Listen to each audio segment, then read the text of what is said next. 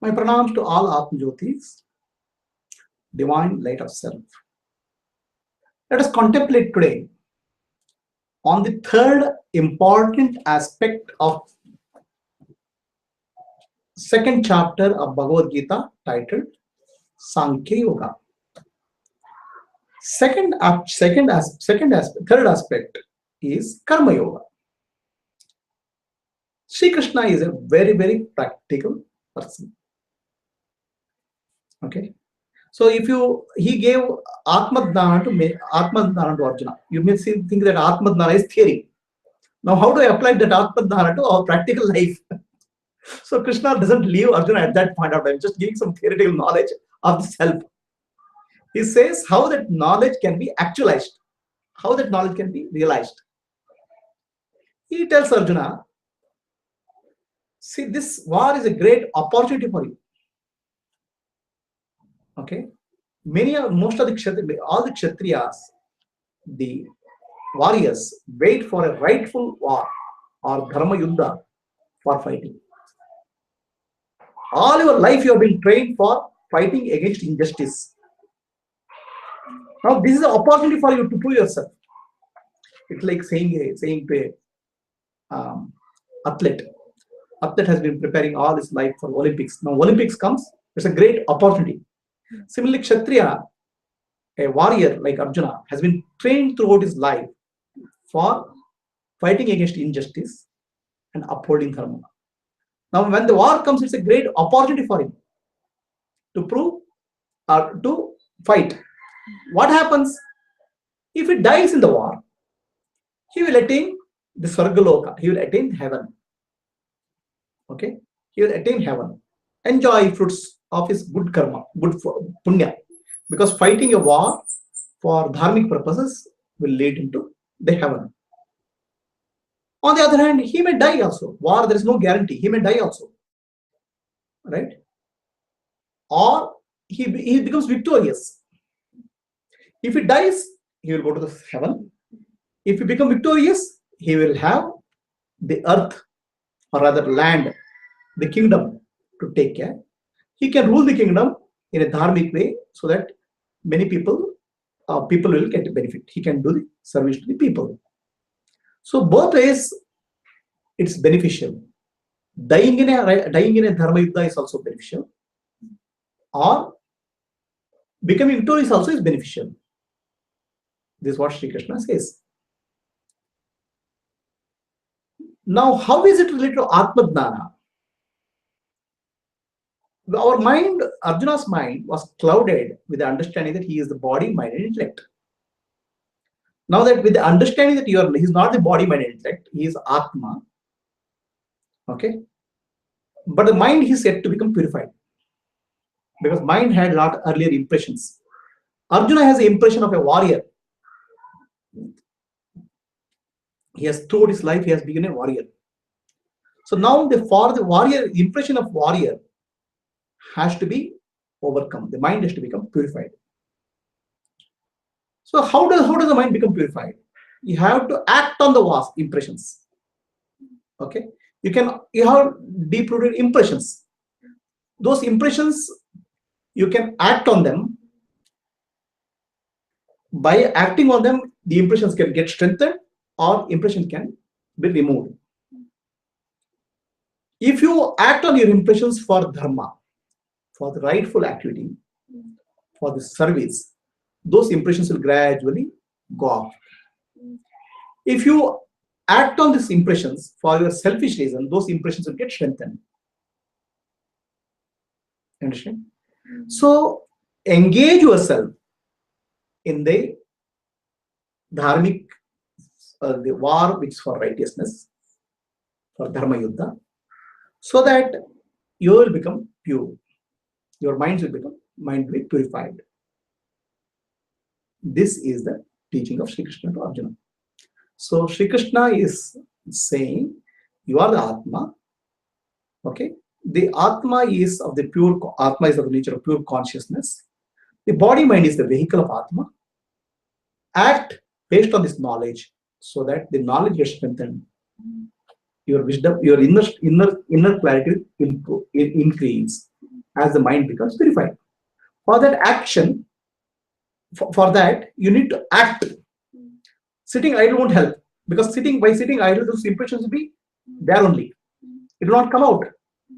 The impressions have to be expressed for a dharmic act. And while acting for in a dharmic way, you should keep in mind that it should be nishkama, means unselfish acts. When you are fighting for dharma, it's not for selfish reason. It is for upholding dharma or universal values. It is not for your selfish reason. So it should be nishkama. Okay? And never get attached when you fight war or you do anything in life. The action is under your control, but results are not. Right? How results are not under your control? Let us say you throw a ball. Okay? The ball will have to fall on the ground, because earth will pull that ball. The gravitation field will pull the ball. So you have the ability to act throwing the ball, but you cannot comment, you cannot have the wish that the ball should not fall on the ground. Right? Similarly, when you are acting in life, you do your best to perform actions, but don't get attached to results, because results are a factor of many things which is not under your control. So if you cling on to results, what will happen? The mind will get depressed or elated based on the results. So for example, a student is appearing for examination. Obviously, all students who are appearing for examination, they want 100 marks. Okay. Now, by studying, you cannot don't keep on thinking that, will I get 100 marks or not? Then your study will be disturbed. I'll study only if I get 100 marks. Then also your study will be disturbed. Your focus on study should be, I will do my best to learn the subject. Then you go and write the examination. Okay, when you write the examination, you do your best. Now here you don't have control on the question paper. Control on the paper person who is evaluating your answer. There are many things which are not under your control. Okay, don't get bogged down by things which are not under your control. Now the results will come. Sometimes, very often, results will be according to your expectation. Sometimes they are not. Then if they are not, don't get depressed, because if you get depressed, then you can't cope up. Right? I see many students committing suicide after results of SLC examination, PUC examination. A valuable life is lost. They should be given this wisdom. Your life is something more than that. Even if the results are not favorable, work again to get the result. Results are not under your control. You can wish for result, you can aim for result, but don't get attached to the result. Good result or bad result, favorable or unfavorable, accept it as a gift from God for your own improvement. Then what will happen? You will face life in a very meaningful way. Right? So this is the message of Krishna. This is called Karma Yoga. So also Krishna says, those who are not following Karma Yoga, okay, they're actually working for their selfish interest. Right? When the selfish interest is there, then they'll be deluded by a lot of possibilities. Should I do this or should I not do this? Should I do this or should I not do this? They'll be confused. And also they'll be confused by a lot of possible theories. This will happen to you, that will happen to you, this benefit will come to you, that benefit will come to you. So their minds will be cluttered. Whereas a person who is working for enlightenment and liberation, mukti, he is focused in Karma Yoga, nobody can disturb him. He is like a rock. His mind is steady. He will not get disturbed by anything in life, because his aim is mukti, liberation. His aim is enlightenment. And he knows, by performing actions without attachment to results, my mind will get purified. So because of that, he will not be confused by a lot of theories and a lot of possibilities which are there in life. It's very clear.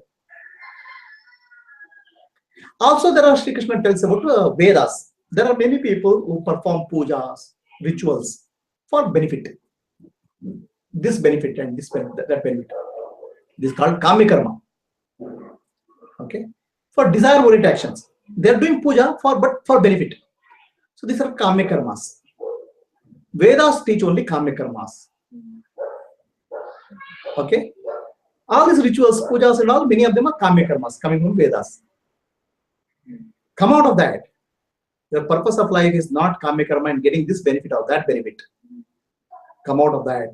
Your purpose of life is doing karma, becoming pure, attaining a purified mind because of Nishkama Karma or Karma Yoga, and thereby attaining Mukti and Sthita Prajnatva, enlightenment while you are alive. This is the purpose of your life. Focus on that.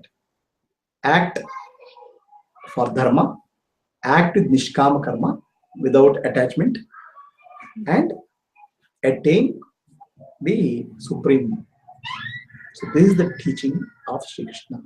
Sri Krishna's teaching. Bhagavad Gita is not for people who sit idle. Bhagavad Gita is for people who have to act. Bhagavad Gita is a scripture of action. But action not for selfish decision, action for higher consciousness. Let us all do Karma Yoga, do service, do the service to the Bhagavan, so that all of us have a purified mind and attain Sthita Prajnatva, Jivan Mukti.